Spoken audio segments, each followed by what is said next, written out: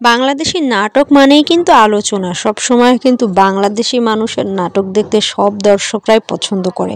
তো নতুন নতুন একটি নাটক আসতেছে যেটার নাম হচ্ছে ফার্স্ট লাভ। মানে এই নাটকে হচ্ছে শাম্মী ইসলাম নীলা এবং আমাদের সবার পছন্দের তৌসিফ ভাইয়া হচ্ছে অভিনয় করেছেন এবং আমরা সবাই অধীর আগ্রহে আছি যে নাটকটা কবে রিলিজ পাবে এবং আমরা দেখতে পারবো।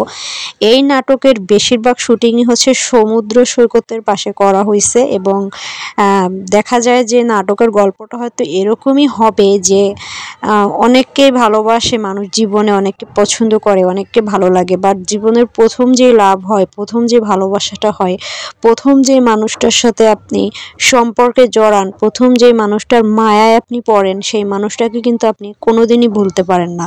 আমি যতটুকু ট্রেইলার দেখে বুঝলাম নাটকের কাহিনীটা ঠিক এরকমই হবে যে প্রথম যাকে ভালোবাসবে তাকে কিন্তু ভুলতে পারবে না।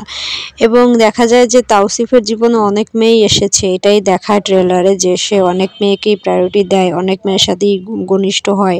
কিন্তু দিন শেষে যেটা বের হবে হয়তো নাটকের শেষে যে সে নীলাকেই আসলে ভালোবাসে, কারণ সে ছিল তার জীবনের প্রথম লাভ।